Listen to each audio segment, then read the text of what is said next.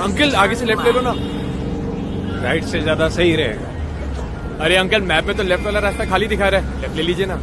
अरे बेटा, जब तुम्हारा ये मैप वैप पैदा भी नहीं हुआ था ना, तब से गाड़ी चला रहा हूँ। राइट से चलना ही सही रहेगा। अंकल जी घुमा रहे? हाँ, घुमा ही तो रहा हूँ आप जैसे लोगों को 40 साल से बम्बई के एक कोने से दूसरे कोने तक। अरे तजुर्बा भी कोई चीज होता है।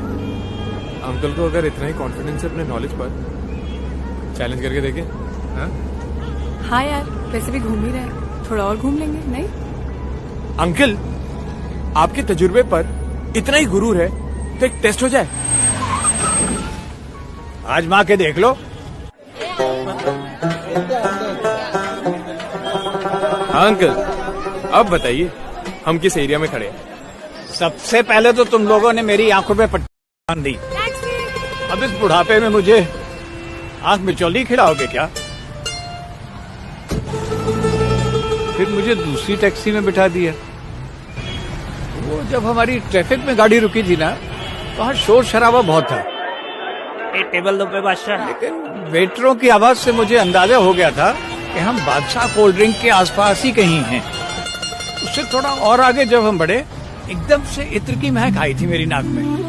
तभी मुझे अंदाजा हो गया कि भेंडी बाजार के इत्र मार्केट से होकर के गुजर रहे हैं हम। इसी बाजार से ही तो मैंने अपनी बेगम के लिए एक इत्र की शीशी खरीदी थी, जिसका असर आज तक मेरी सांसों में है। बम्बई शहर की हर गली की अपनी एक महक है, अलग एक जायका है।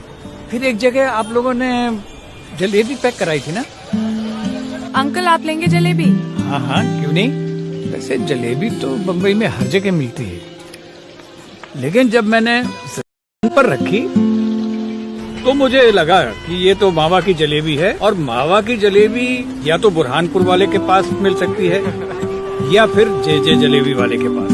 उससे मुझे अंदाज लग गया था कि हम मोहम्मद अली रोड के आसपास हैं। जब हम टैक्सी से उतरे तो फिर बड़ी गाड़ियों की आवाज कम होती गई, और हाथ गाड़ियां हैं, स्कूटर हैं, पैदल चलने वाले हैं, इनकी आवाज बढ़ती गई। और मैं समझ गया कि एक भीड़ भाड़ वाली गली में हम पहुंच गए। कहीं फार्नरों से बार्गेनिंग की आवाजें, और कहीं सैंड पेपर और रंदों से लकड़ियों को घिसने की आवाजें, कहीं बाबा आदम के जमाने के टेलीफोन को उंगली से घुमाने की आवाज, तो कहीं बरसों पुराने पंखों की चरर मरर, और कहीं एक साथ 25 ढोलक घड़ियों की टन-टन, कहीं पुराने टाइपराइटरों की दबी दबी सी ठक ठक, तो कहीं पुराने रेडियो और ग्रामोफोन की खरखराहट। अब जहाँ पर इतने तरह तरह के शोर होंगे, उसे शोर बाजार नहीं कहेंगे तो और क्या कहेंगे। लेकिन अंग्रेजों ने शोर को चोर कह करके चोर बाजार बना दिया।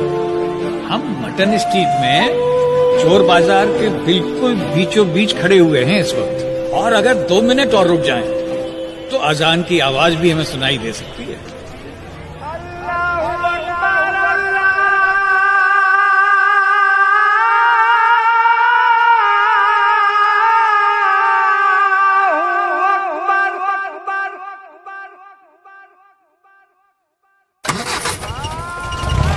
जिनकी रग रग में सिटी दौड़ती हो ना, वो आंखों से ही नहीं, सांसों से, जुबान से और कानों से भी सिटी देख लेते हैं।